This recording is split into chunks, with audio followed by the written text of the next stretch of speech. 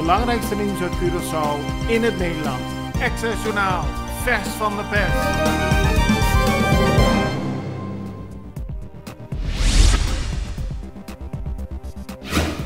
Het aantal mensen dat zich ziek meldt vanwege een coronabesmetting is aan het toenemen. Dat meldt de Extra vandaag. De AO-meldingen nemen toe en dat komt vooral van mensen die zelf testen. Volgens dokter Walid Elhagen in de Extra vandaag is er sprake naar alle waarschijnlijkheid van een representatief aantal mensen dat besmet is door corona. De situatie moet volgens hem goed in de gaten worden gehouden.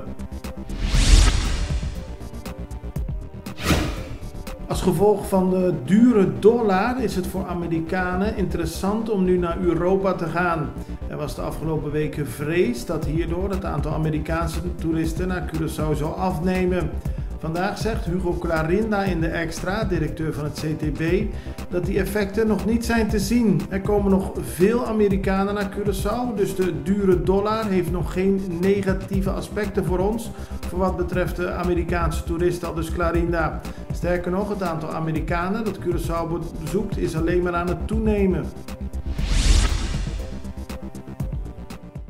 Na Colectra, nós toma tempo para servir ora com mais de comunibo. Llama no centro de cliente na telefone 0800-035 de Jaluna para Viernes voor die setor de mente te com setor de noite para turno serviço nan of patrão cita. Se você traz cita para Sabra, também por hora. Por escolher para trabalhar, riba aqualectra.com e aproveitar a mesura, põe o documento na cerca para visita cerca nós vai mais fácil. Sim, a Colectra su centro de cliente wordt klaar para servir na momento como te comini abo.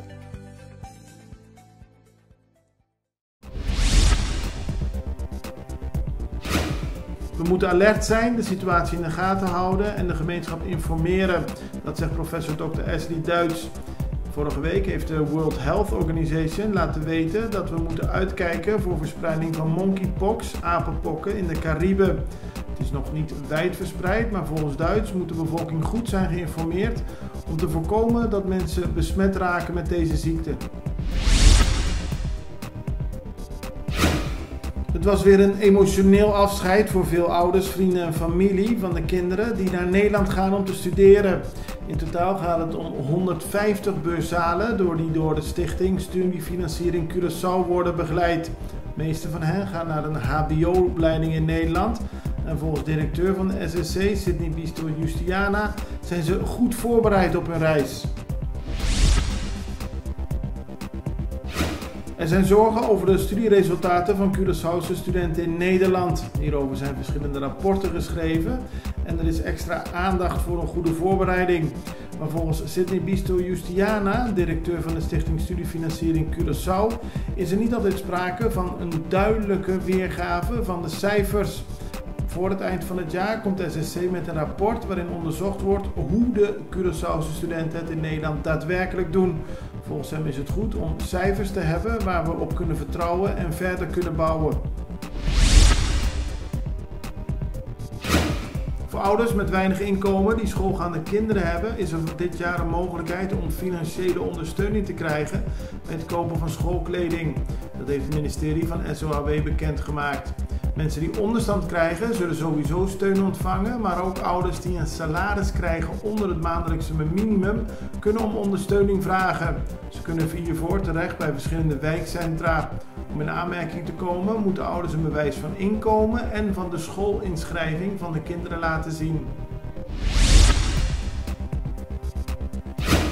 De hele zomer zijn er goede resultaten neergezet door Curaçaose sporters. Dit weekend werd er weer een nieuw kampioenschap gevierd. De minor selectie van Liga Pariba Curaçao is afgelopen zaterdag in Puerto Rico kampioen geworden. Dat betekent dat zij zich Latijns-Amerikaans kampioen mogen noemen.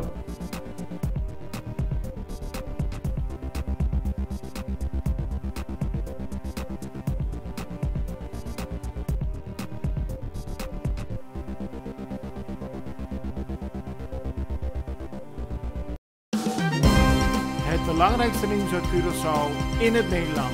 Access Journaal, vers van de pers.